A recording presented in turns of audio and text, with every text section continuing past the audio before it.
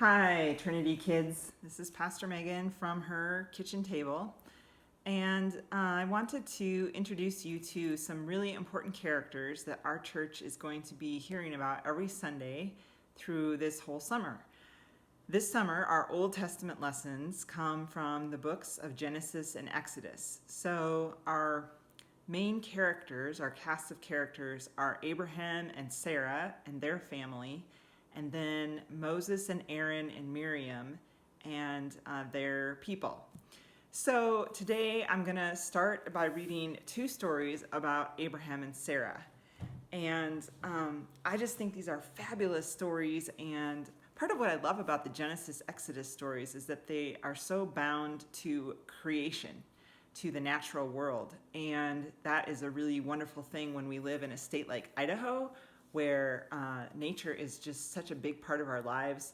Whether yesterday I was hiking with some friends up on Crooked River, and we were looking at what had happened since the 2016 wildfire and how many flowers were out in bloom and they really like where there's been a forest fire. Also looking at the water, which is really high because we've had so much moisture this year. If we camped out, we would have seen a beautiful night sky, I am sure. So it's fun to live in a state that connects us through the natural world to some of these biblical stories, including this one. So this is in your Spark Story Bible, and you could listen to me read this and then read the story with your family on your own, and you'll probably hear something different. God's promise to Abraham. God came to Abraham and made a promise. Abraham, you are very special to me. I will take care of you and give you lots of children and grandchildren and great-grandchildren. But Abram asked God many times, "Are you sure? I don't have any children yet." God thought Abram needed something more to help him understand. So God took Abram outside and showed him the night sky. "Your family will include as many people as there are stars in the sky," God told Abram. Abram stared up at all those stars. He couldn't begin to count all of those twinkling lights, stars and stars and stars all around him. Abram looked up at the stars and saw God at work. Abram believed God. And here's the picture of all of the stars. Now, if you have been to Bruno Sand Dunes or up to Stanley or Ketchum or McCall, it just seems like you can see even more stars than you can down here in the valley sometimes. And so just think about that the next time you see a night sky full of stars, that there are that many descendants of Abraham and that you are one of them. "Now for another promise," said God to Abram. "You will need a place for your huge family to live. I will give you this land as I promised." "Are you sure, God?" Abram asked again. God made a covenant with Abram, a promise that Abram would become a father and a grandfather and a great-grandfather and a great-great-grandfather and a great-great-great-great-grandfather, and on and on. And all Abram's many, many sons, daughters, grandsons, and granddaughters would live with God in the land on which Abram stood.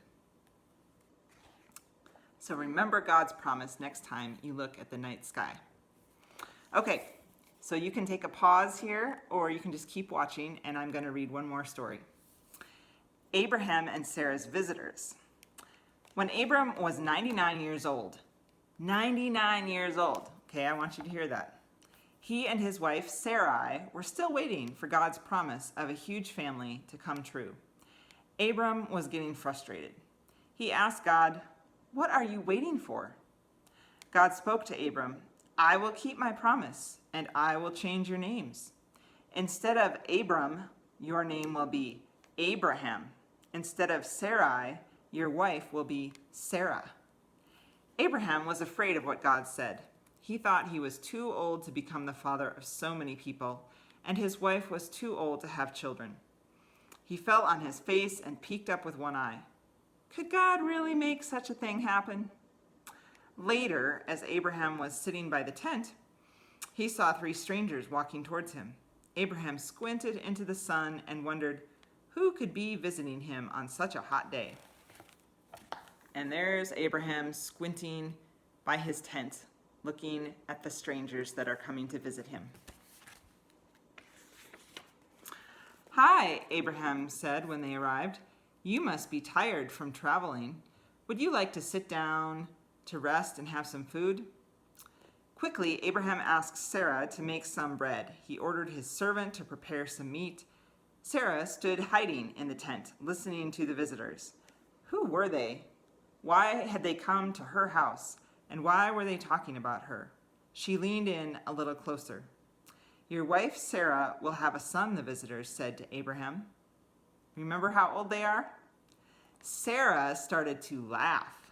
Didn't they know that she was too old to have a child? The visitors looked up. "Why is Sarah laughing?" they asked. "Doesn't she believe God's promise will happen?" God's promise to Abraham did happen. Sarah had a baby boy and named him Isaac, which means laughter. Abraham and Sarah's family grew and grew and grew, and God blessed each generation with laughter and happiness. And here's the picture. There is Sarah in her tent, laughing, and there's Abraham and Sarah and baby Isaac. And remember that God makes promises and God keeps those promises to you. And one of them is that you are always a beloved child of God. Thanks for joining me. Next week will be a little bit shorter, and we will learn about what happens to Isaac.